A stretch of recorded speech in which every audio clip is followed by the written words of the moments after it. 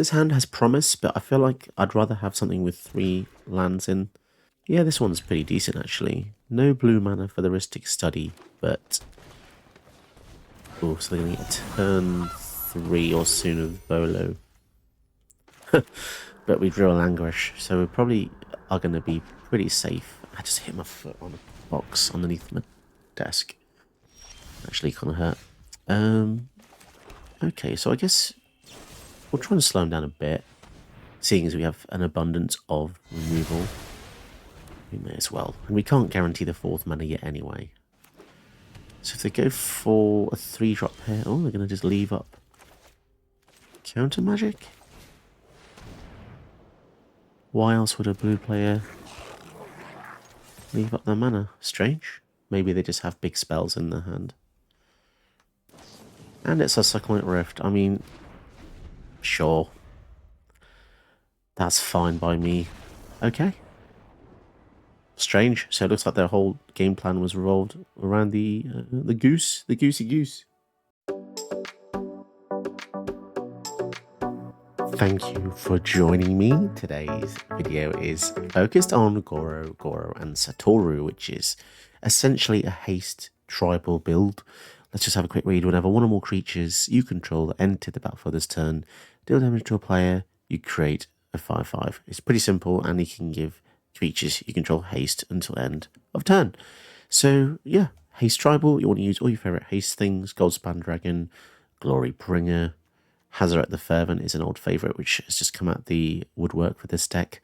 Lelia, Captain Lannery Storm, all of your awesome favourite haste creatures that you're probably going to use anyway, but in a kind of interesting pseudo mid-range control Grixis shell. Let's see how many dragons we can make, and if we can defeat our opponents at all. Is this something that's viable in this meta? Let's see. So normally I wouldn't like my chances here, but we do have a Languish. And Languish will just get rid of all these annoying things. So for now, let's just keep playing lands until we hit 4, and that should do it. We should probably just win the game with this one Languish. And if not, we've got the cut down as well, which can help out greatly. Ragavan, we're going to dash that. It's kind of disgusting because it ramps to the Anapakal in the following turn. And also, on top of that, they stole our freaking mountain on top. Oh, that's actually kind of annoying because we can't guarantee the land now. Gonna give a Mind Stone.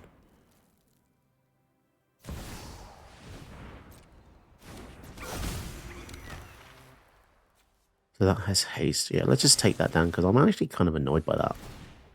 It's thrown me off. They've gotten around our removal.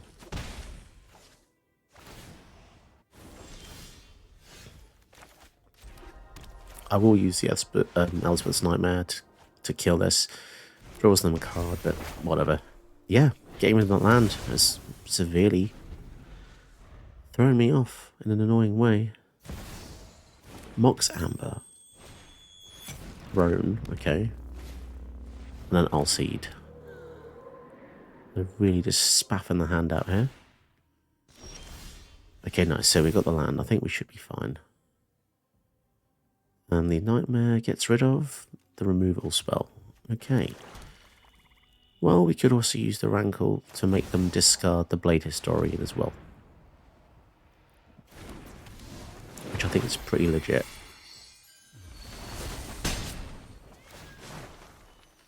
Each player discards a card. Yeah, we'll get rid of Rob the Rich because I just don't think we're ever going to trigger that this game.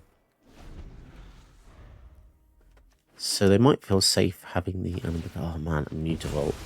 Another way that gets around our sorcery speed removal spells. So if they don't play this card, they could lose it to Rankle, so it's interesting.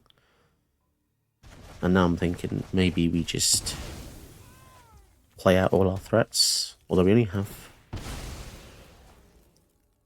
5. Just go for a basic blue here.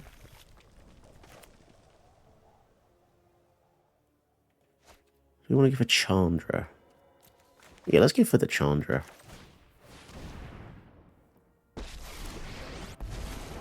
I'm happy as a hellion to start some fires.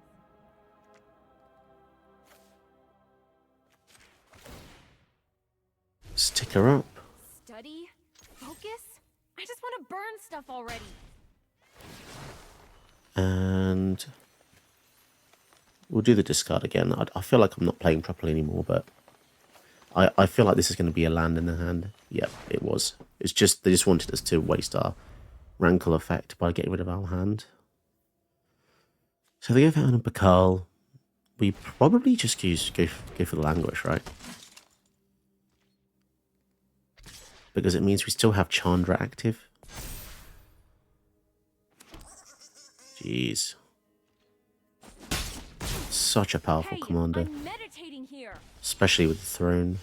Big spender.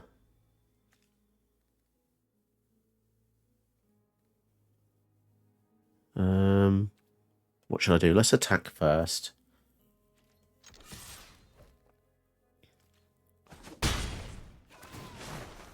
We'll make each player discard again. Now the issue is that once we lose our Rankle and our Languish, how are we going to win? Well, I don't know.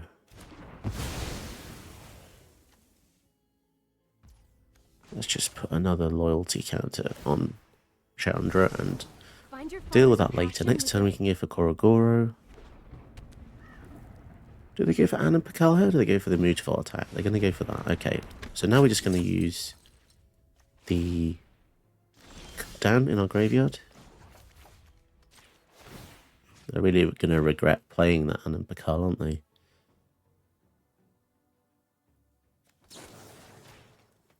Three, 5, 7. So they need one more mana to play her again in the following turn. But yeah, for now we'll just go for Goro-Goro and cross our fingers they stay alive. So next turn we can go for Legion War Boss attacking with the Haze Goblin. Because Goro-Goro still triggers with token creatures, which is nice. Pretty sure it does, yeah. Salvaging Gremlins. Artifact enters. Gets +2/+0. Ooh, okay. Triumph.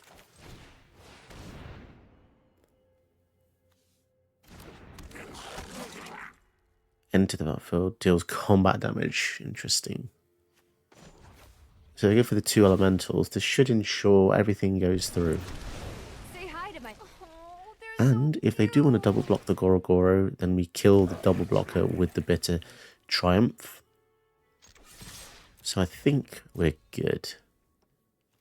Also, they activate the Mutavault to block. It's -1 mana.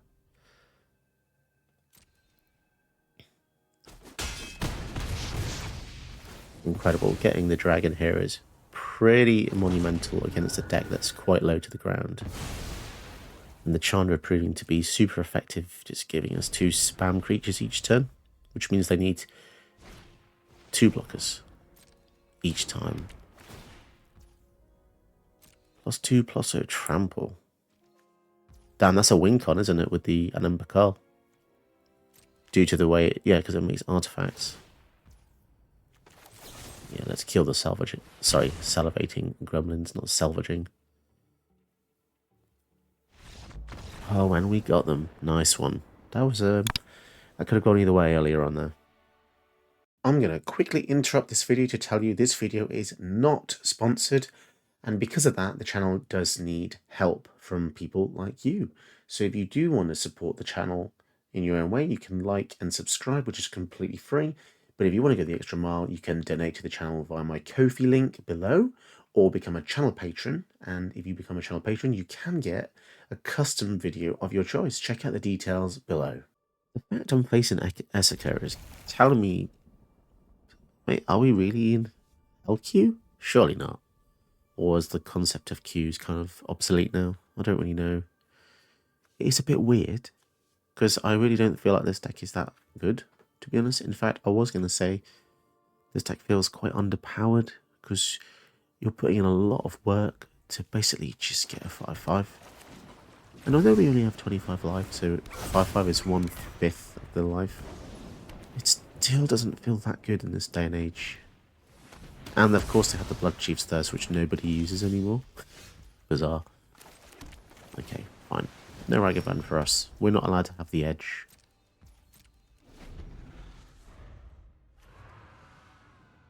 Blood Chief's Thirst is okay. It's just kind of feels kind of slow. Oh my goodness. So they're playing Magic Lantern. Okay. I thought it was going to be a lot worse than that. We don't have the double red for the gold span. So I think we just go for the Satoru. Next turn we could go for this. Ruby. Ruby? What the heck is this deck? That's proper strange. Maybe we leave the Otawara to bounce the Prismatic Bridge.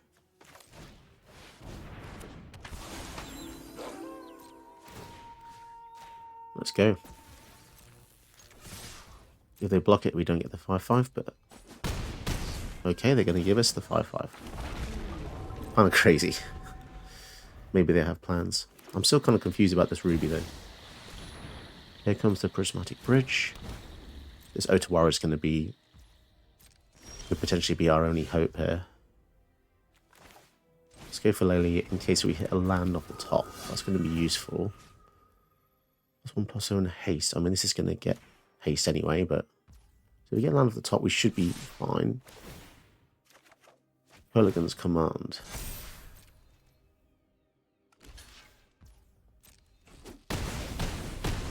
Down to 9. So we couldn't use the Otawara there, so we're just going to have to tank the next... Let's hope it's nothing too big. It's a Shieldred. Okay, so Shieldred doesn't do much for their side, but it does slow down our side a little bit. So we didn't have the mana for this, so I just thought we had to play it to gain some advantage. And the Nickel Bonus as well. Holy crap. We're going to destroy that one. Sure. And now we're going to lose something else. What do we want to lose?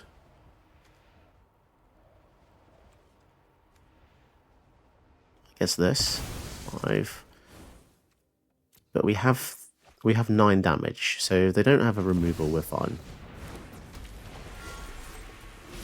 Freaking hell, why are we facing this tier deck anyway?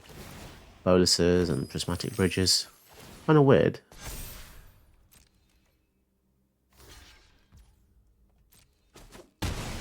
And Exacxes. I really hope we don't face more bridge decks. Because as I said, this doesn't feel that high tier to me at all. Okay, let's give this hand a go, even though it's against Jodo. And I'm also pretty sure we're in the upper queues with this deck.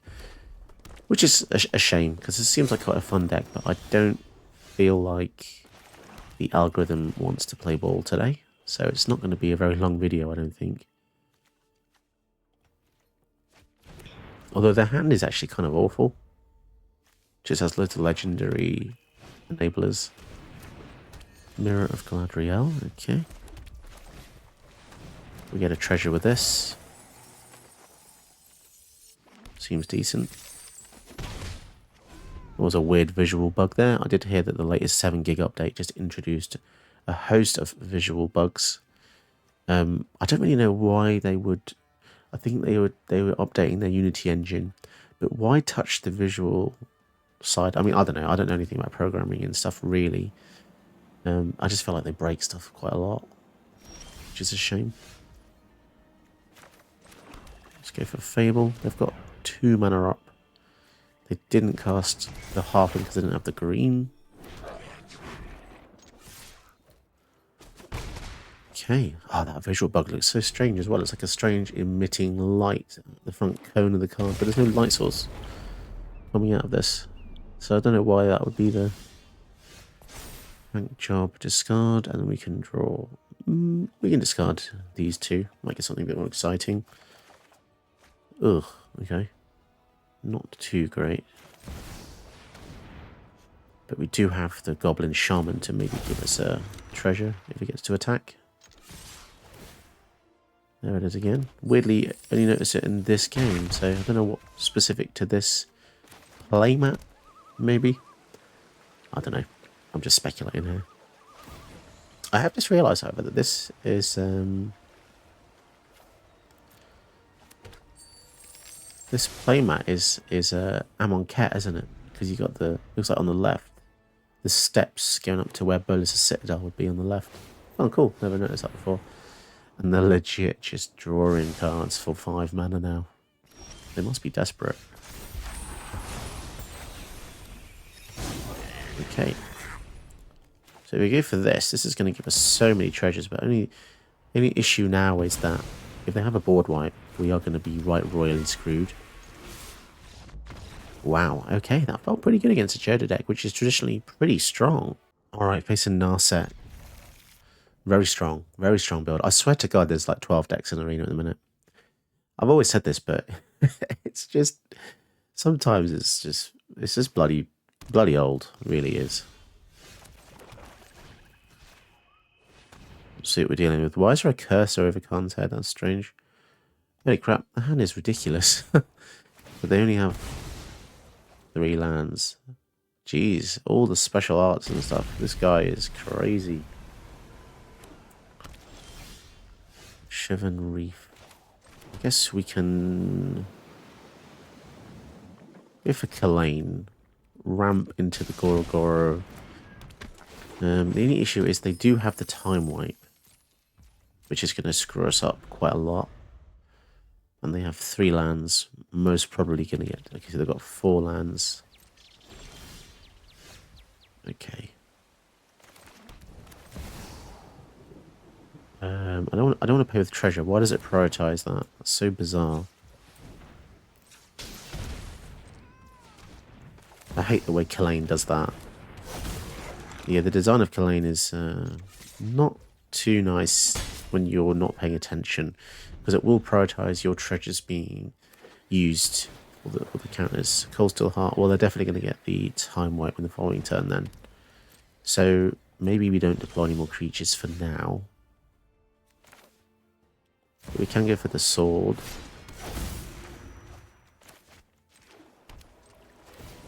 Equip it, and then maybe...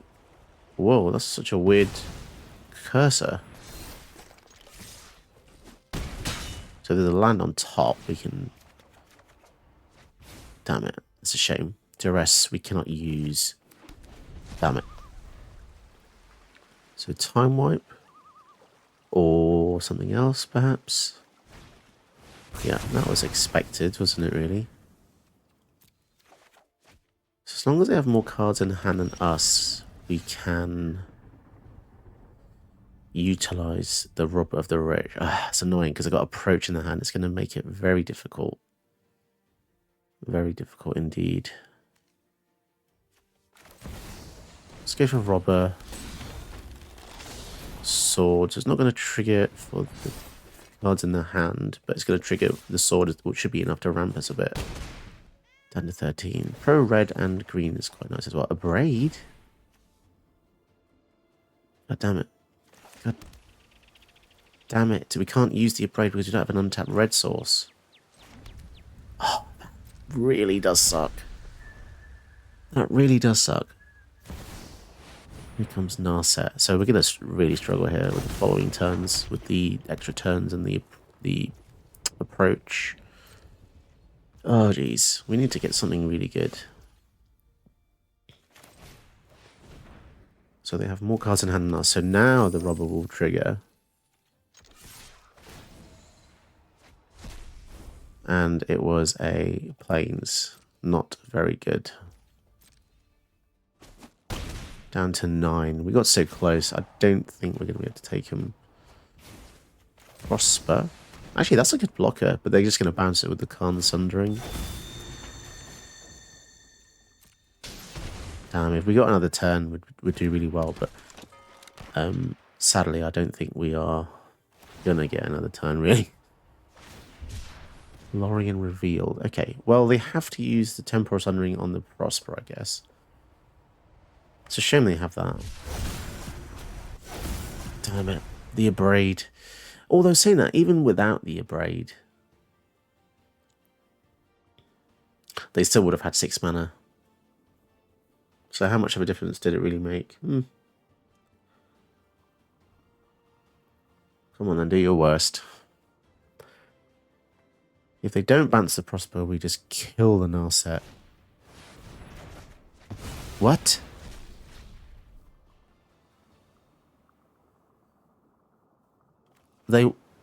I'm really confused.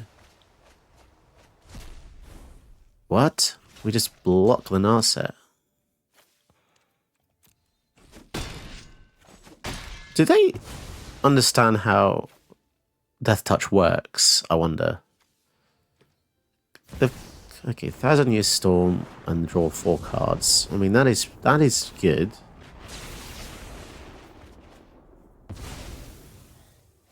And the copy it. Ugh, okay, that is pretty gross. Copy it for each other instant and sorcery you've cast this turn. Ugh. Ugh. So they go for like an extra turn spell. We're just absolutely doomed, aren't we? Okay, let's see how we lose. Narset. We're going to give it haste or something.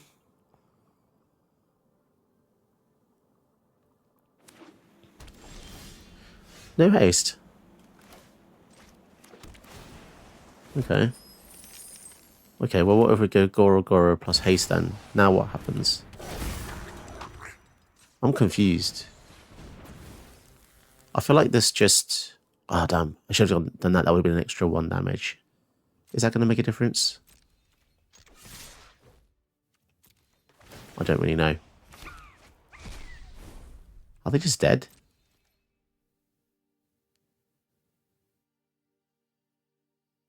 They can't block the 4. 5, 6, 7, 8. Oh, it's 1 off, isn't it? It means the Gold Hound would have actually won the game.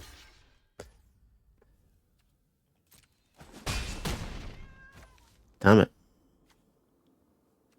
The freaking Gold Hound would have won. Oh, no, that sucks. Although they don't have Narset anymore, I suppose. Thoughtseize. That is pretty important, I have to say. What can we do to stop them? Blubber neck. There's no board wipes. Commit would be annoying. Approach. I think we get rid of the Magma Opus because of the copy potential there. Oh my god, please can we win? I don't know. I actually don't know about this. The freaking Gold Hand, man.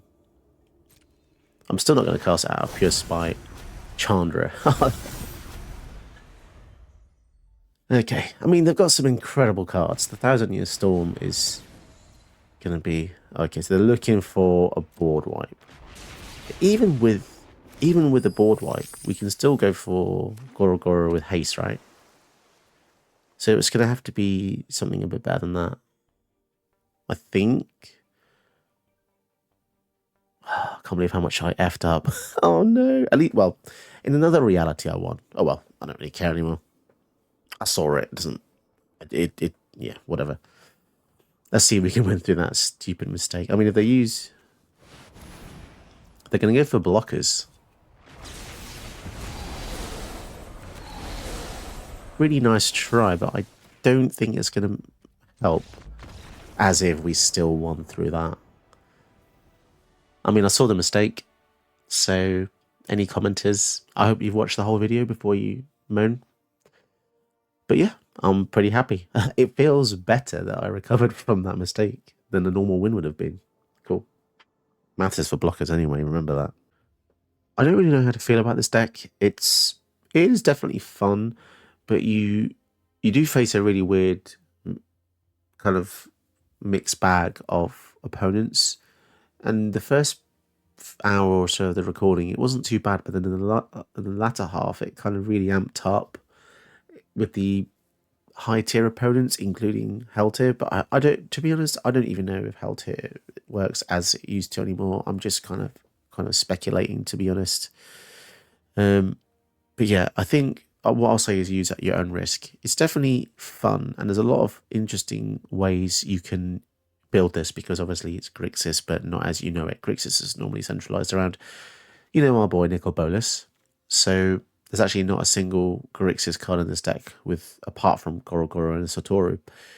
The deck does benefit from a treasure shell, so it's really just a Rakdos shell with a bit of blue thrown in. So you might be asking, what does the blue actually provide this aggro deck? Well, Rhystic Study, Stormfleet Sprinter, and Prismari Command. And you might ask me, is it worth it? Probably not. Did this deck need to be Grixis? Probably not. Why did they design it to be blue? You tell me, what part of this is blue? What part of the ability is blue? It's such red and black. I know the flavor is Goro-Goro is mono red and Satoru Umezawa is blue black, and it cares about ninjutsu. I think that's the only intangible part of this that would be difficult to comprehend if you didn't know what Satoru did before. And there's not actually a single ninjutsu card in the deck, which is slightly ironic, but you don't need it to work. If you don't know what ninjutsu says, it says whenever you have an unblocked attacker, you can return that to your hand and put into play a card with ninjutsu, and it normally gets an ETB or damage trigger. But I didn't bother with that because it was too many hoops. It was too many flipping hoops, and because of that, I don't know if this is good.